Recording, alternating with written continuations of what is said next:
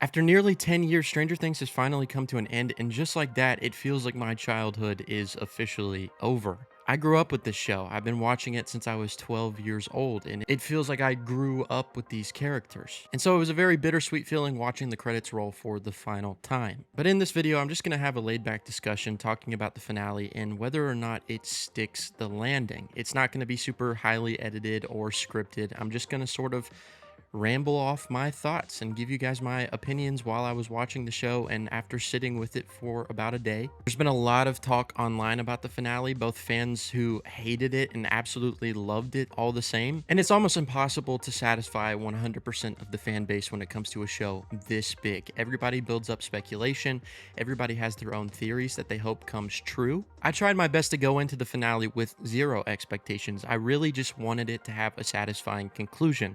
I trusted the Duffer Brothers and everybody at work on the show to deliver a story and a finale that was going to send these characters off in a way that felt fitting for their arcs and for the past 10 years of buildup. But before I get into my thoughts on the finale episode, I do want to briefly get into Volume 2 and my opinions on that because I didn't review that on my channel. I will have timestamps down below so you can skip ahead to the finale if you don't care to listen about Volume 2. But overall, I thought Volume 2 was pretty mediocre, unfortunately. I've tried to sit with it and see if my opinions have changed. I've even rewatched Volume 2 a couple of times now, and it just all feels about the same for me. Nothing much has changed from my first experience with it, which is it just felt underwhelming. I think a big overarching theme of this entire season, but specifically Volume 2 to an extreme amount, was its lack of urgency. It just didn't feel like they were getting anywhere quick enough. It felt like they were spending way too much time to sit and talk,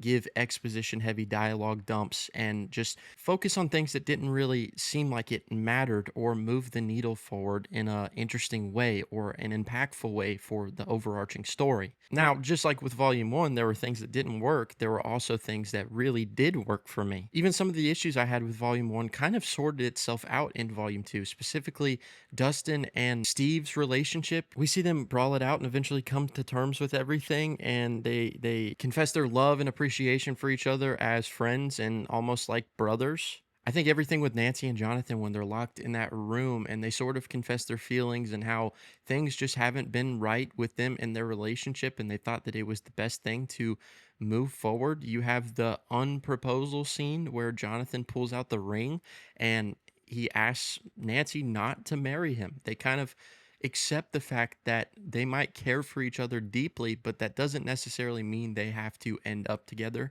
They both faced a lot of growth throughout the series, and in a lot of ways, they've also grown apart. And so I think it was great for them to finally recognize that and realize that and still show that care for each other, but understand that they needed to part ways to really grow on their own and find themselves. And then, of course, in episode 7, you have the scene where Will finally comes out to his friends and his family. This is something that's been anticipated for a while.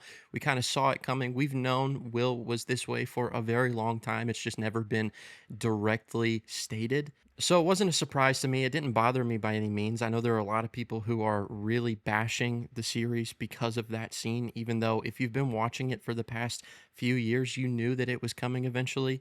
That said, I don't really think the scene was acted out that well. I don't think it was executed very well at all. It actually came off very cringy. I I don't like girls. And I think it kind of fits into the overarching problem of the rest of the volume for me, which is too much time spent talking. It felt like that scene went on forever. And in the midst of all of that going on, there was so much happening around them that I couldn't understand why they were taking so much time for this when they had a mission to go on. They had things to take care of. If anything, I really feel like they could have found a way to insert that in volume 1, whether that be before or after in episode 4, the sorcerer, when he uses his powers for the first time. You could have addressed that earlier on. So then it makes it feel more impactful when he finally fully embraces himself, because at that point he's already shed all of the guilt and all of the fear. And on top of that, I've loved everything with Holly and Max. I think they're a great duo. They have good chemistry together, and everything about Max trying to help Holly escape Vecna's mind while also finding a way to get back home herself was great. But in the same breath, the final sequence to where Max is finally running to her escape. When they finally get back to that point to where they can get out of there, they spend so much time talking, diving headfirst into their emotions and their trauma and how much it meant to them instead of running. Even when the portals open up, they don't run, they walk aggressively. For Max, someone who's been in there over 2 years and has had multiple failed attempts at this point of escaping, you'd think she'd have more urgency.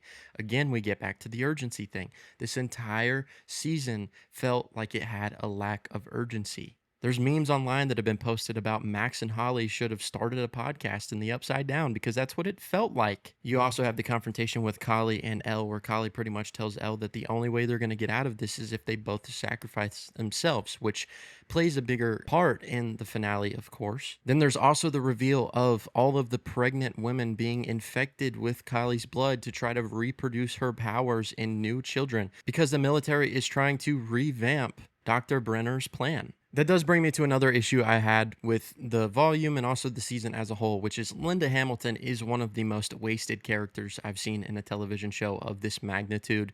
I was very excited for her introduction into this series. I thought she was definitely going to play a big role, but her Dr. K has been practically meaningless. She's a big bad of the military. She's driving a lot of the extra tension going on outside of just defeating Vecna. Obviously, she's continued to go on the fight of trying to capture Elle because she thinks Elle is a danger, but also wants to use Elle for her blood. But there are sequences where she's just not around, and even if she is around, it feels like we could have gone without her. They don't use her skill set, they don't use her as an actor really effectively at all. It could have been replaced with any B-list actor or celebrity, and I wouldn't have been able to tell the difference in level of impact. Overall, it was a volume that had its moments that I really enjoyed, but overall, it just felt half-baked, underwhelming, and really frustrating. I think the entire structure of the season up to this point has been all over the place, and there could have been things that would be easily shifted around to make things immediately more impactful, or at the simplest, just cut back on all of the talking and devising plans and the theories and the wasted space. I'll just keep saying it. The biggest issue of this season has been the lack of urgency. And I feel like with such a universe altering threat at hand, there would be more urgency. There would be a feeling of bigger stakes. Everything should be more impactful. But instead, it just felt too much like a drag, and I hate to say that for a show that I've always been consistently invested in and excited, and constantly all of my expectations have been subverted in a good way, and this time it just didn't come off the same way. But now let's talk about the finale. Like I said, a lot of people had their different opinions on whether or not this finale was great or absolutely terrible, and I've got to say, I enjoyed it for the most part. I think by the end of it, I was very satisfied. It wasn't as crazy as so many people speculated it could be, but at the same time, it felt fitting for the characters, for their journeys up to this point, and where everyone ended up at the very end seemed like it belonged, like it was maybe the simple way out, but the one that made the most sense if you really thought about it. I actually think the urgency was less of an issue here. It felt like they were finally picking things up, putting things into motion, and moving forward with their plan that they had been building up for the entire season thus far. I loved everything with Max and Elle and Kali in Vecna's mind, trying to finally defeat him that way from the inside out. Again, trying to rescue all the kids, as well as convince the kids that Max was in fact not the black thing, that Vecna was actually the one holding them captive, was the bad guy after all. Even though a lot of that felt like more of the same, trekking back through all the same memories that we'd already seen Max go through in earlier episodes. You have that big fake out death at the top of the tower where we think we've lost Steve, and then it turns out that Jonathan saved him, which is, after all that we've been through in this season and Jonathan and Steve's continued tension, it was very surprising to see him pull through and actually save him. Eventually, they actually have a one-on-one discussion where they talk about their feelings about things and kind of get on a better terms with each other. There are moments where Will steps up and is able to use Vecna's powers yet again, but then I will say that it felt like After seeing what Will did in the finale, which I'll say he was probably the one that stood out to me as the worst actor of the bunch in the finale, it made his coming out seem less important, seem like it really served no purpose at all, because the entire point was him feeling like he was shedding something that he had been holding on to fully realize his entire potential, to tap into himself in a deeper way, to possibly help them out in a bigger way. And instead, it just felt like more of the same. It didn't seem like he gained any new crazy power or ability that he didn't possess before. So it makes me wonder if they even needed to include that scene at all, because otherwise it was kind of inferred. I do think it's funny that they had the sequence to where they fully addressed the Byler rumors and theories, where Mike and Will sort of had the conversation about everything, and Mike apologizes for not realizing sooner, not being a better friend to him. And then we've got that one sequence that really makes me laugh. It was kind of cringy, but I kind of liked it in the same way. And you still think we can be friends? Friends? No thanks. Best friends. I also really like the sequence in the cave where they're escaping, but then they look back and there's the guy with the briefcase, and we see young Henry Creel confronting him, obviously killing him, and we all wanted to know what was inside of the briefcase. Now, when they finally opened the briefcase, that felt a little bit underwhelming. It seemed like it could have been so many other things, and instead it was the thing that was right in front of our face the entire time. The most obvious choice to go with, which was a piece of the mind flayer. But through that, we also get the sequence where Will is talking directly to Vecna and talking about how he realizes that he's just like the rest of them, that he was taken and manipulated and things happened to him that were out of his control. And he's not all bad. He was just a victim of terrible circumstances. And you have that moment where you think that Henry might actually snap out of it. But I like that they chose not to make that happen. He admits that he likes it that way, that him and the Mind Flayer are one. He finally realized the cruelty of the world, and he wanted to do something himself to change it. I feel like it would have totally undermined everything they were setting up if suddenly they just switched Vecna to being a good guy who snapped out of a bad curse and suddenly was going to help the guys get out of everything. That would have felt cheap, and so I'm glad that they didn't do that. And then later on, we finally get the sequence where the gang is in Dimension X, or the Abyss, and they finally take down the Mind Flayer. I think this sequence looked awesome. It felt like an Avengers Endgame level spectacle. I also like how when they were trying to figure out how to come up with a plan to split up, they needed someone to be a potential sacrifice, and Nancy stepped up. Now, you could argue about the logistics of this, and it's understandable if it bothered you. I mean, we've got a bunch of humans going up against a gigantic kaiju monster, and somehow nobody walks away with a scratch. But you got to think that this is a fictionalized show about people fighting interdimensional aliens. So it kind of already requires you to have some suspension of disbelief, but overall, I thought it was executed very well. Obviously, from there, we get the final battle where 11 faces off against Vecna and eventually forces Vecna's body to go through this spore, or what I can assume is a tooth of the Mind Flayer, ultimately debilitating him, and they're able to set all of the children free. Now, the sequence only took about 10 minutes, and people have been complaining about that online, just how it took so long for everything to get to this point, and then when they finally reach it, it's over just like that. The only thing I could say is they've spent 5 seasons building up to how to get there, figuring out the Upside Down, discovering Dimension X. And in the same way, at this point, they're decorated soldiers who have gained tons of experience and new skills and abilities, as well as belief in themselves. So it's understandable to me that so much is built up to the point to where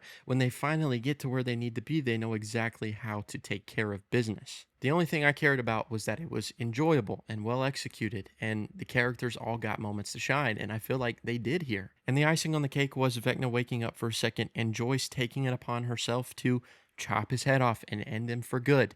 All of those memories flashing back. Her realizing that all of this time she's been someone who has felt powerless, who has watched everyone she knows and loves be put through the ringer. The toll it took on her mentally and physically. For her to finally have a moment where she could put an end to things herself and find closure with herself was very powerful for me. Now, I will say one thing that really bothered me and has kind of stuck out to me more is that while they were in this other dimension where you would assume all of the counterparts and the Demodogs and the Demogorgons and everything that they had been fighting throughout the rest of the series would be, You look around and there's none of them. There was no other counter threats or bumps in the road for them to finally get to the Mind Flayer. They just sort of walked freely with nothing standing in their way, and that does feel odd. Now, it could easily be explained that the Demogorgons were simply products of the Upside Down and therefore they didn't reach that dimension.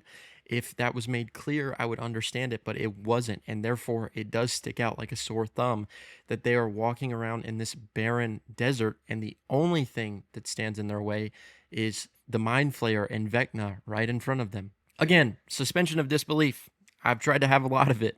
And then we get to the part where everybody feels like everything is done, everyone is safe, and they can all just go home. And as soon as they escape the Upside Down, setting off the bombs and everything to hopefully make everything blow away for good, they're immediately met with the military. It's like as soon as they finally thought they've caught a break, suddenly they're all being pinned against vehicles and they're trying to capture 11 yet again. And at this point, this is where everything comes full circle because obviously earlier on in the volume 2, Kali and Elle had the discussion where Kali said that she would have to eventually sacrifice herself. Now, earlier, we obviously get the fate of Kali where she is shot and we're made to believe that she didn't make it out. In the midst of everybody scrambling with the military, suddenly Elle is gone, and next thing you know, she's at the portal to the Upside Down as it's all being blown away.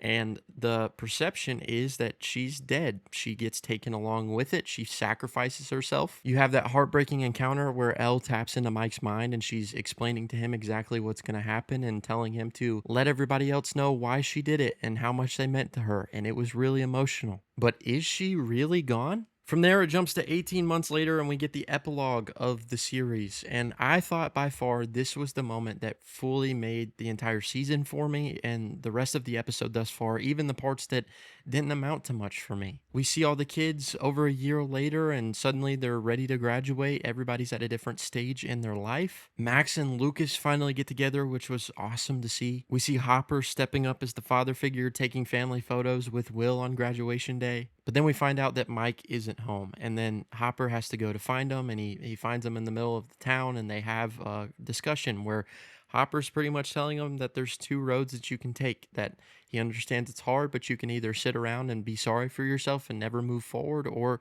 choose a new path of happiness and find your life beyond everything that's happened before. I thought that was really heartbreaking and emotional and very well conceived because in a lot of ways, he was not only talking directly to Mike, he was also reflecting on himself and everything he's lost and dealing with the loss of Elle himself and as well as his daughter. We get the graduation scene that's a lot of fun, including Dustin giving his valedictorian speech to where he flips off the principal and takes the diploma out of his hand and rips the gown off to reveal a Hellfire Live shirt, and it was great. I thought it was very funny, and obviously a direct callback to Eddie, which I thought was really nice to see, just a great touch overall. One thing that really got me emotional was the scene on top of the WSQK roof where we get Jonathan, Nancy, Robin, and Steve all talking about where they're at in life now. Just recognizing that they had all been bonded up to this point because of the trauma that they had shared together, and now they were at different stages in their life. They had all escaped Hawkins. They were finally living the life that they had dreamt of, especially the sequence where they talk about wanting to get together more often and catch up and talk about memories. And it was so emotional for the reason that you knew they were all hopeful about that happening, but it's very likely that it never does. As we get older, we form these relationships, some of which don't last, and at the same time, you always try to hold on to that, but you know that life gets in the way and we're growing up and we're going down different paths, and that's not always going to be a reality anymore that we can come back together.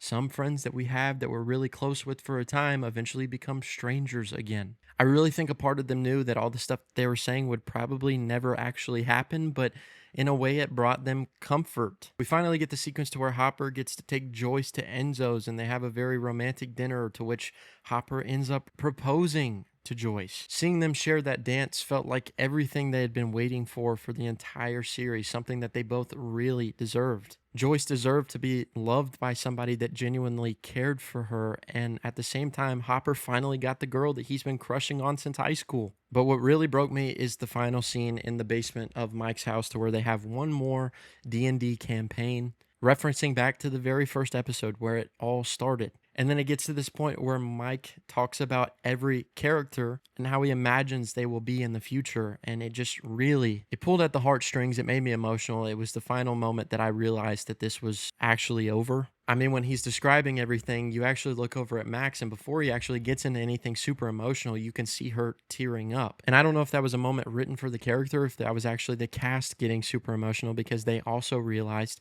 that it was the end of the road. But then you get into Mike theorizing about Elle. He proposes the idea that she might be out there, that she might have escaped actually, instead of drifting away with the Upside Down, and went on to find a new life for herself, a home for herself beyond all of the madness, away from everyone, that she might not ever see them again, but she was safe and she was happy, and she wanted to guarantee that they'd be safe and happy as well. You could take this many different ways. You could take it as him just describing this as a way to cope with the grief of losing someone that he loved very deeply, but also it could have been an open ending that maybe she is still out there. I think ultimately it was the Duffers' way of leaving it up to the audience's interpretation. Some people would call that cheap. For me, I thought it was a pretty great send-off. It felt natural, it felt fitting. It wasn't guaranteeing that she was alive. In fact, I still choose to believe that she's not. But for those who want to hold on to the hope that she's okay, I think that's a great way to display that. When they finally got up for the last time and put their books on the shelf and walked up the steps, and you see Mike looking at his younger sister and her friends playing D&D after they all leave, almost signaling a new generation of kids carrying on a new story. You finally see him walk out and close the door for the final time, and it fades to black. I was crying like a baby. For all of the problems I've had this season, even though I can recognize that it might be the weakest season of the bunch, they landed the plane. It felt like the emotional conclusion I needed. It felt like the perfect send-off. There are some loose ends and some things that don't necessarily make sense. I know a lot of people have been complaining about Derek's parents. Where were they? How did they end up? Where was Vicky? Because in the finale, she sort of just disappeared. What happened to all of the pregnant ladies that were being experimented on in the lab? Yeah, it would have been good to get those answers, but I don't think it held me back from enjoying the finale, especially not those last 30 to 45 minutes. It wasn't perfect. The season hasn't been perfect, but it captured enough of that magic that I love about the show that made me fall in love with it in the first place, that it made it easy to forgive for me. It might not be the best conclusion of a series ever, but it's one that really stuck with me in a very impactful way. One that felt very emotionally resonant, and one that I'm going to look back on with a lot of joy. Like I said, it's a show that I've grown up with, and eventually it'll be a show that I show my kids one day. And I'm thankful that it ended with treating each character with such care. But anyway, that is my thoughts and opinions and my little ramble about the finale in Volume 2. And I know a lot of people are probably going to pick my review apart, saying that there should have been more things that really bothered me. And like I mentioned, there are things that definitely stuck out to me that I thought could have been executed so much better. But overall, I can't deny the fact that I really felt satisfied with where things were left off. I tried to go into it with an open mind, not have too many set expectations in place, and I think that really benefited my experience with it. I really just can't believe the series is over, and I will miss it immensely. But with all that being said, guys, make sure to comment down below. Let me know your thoughts and opinions on the series finale. Also, make sure to leave a like on the video and subscribe if you haven't already. And until next time, I'll see y'all later. Peace out.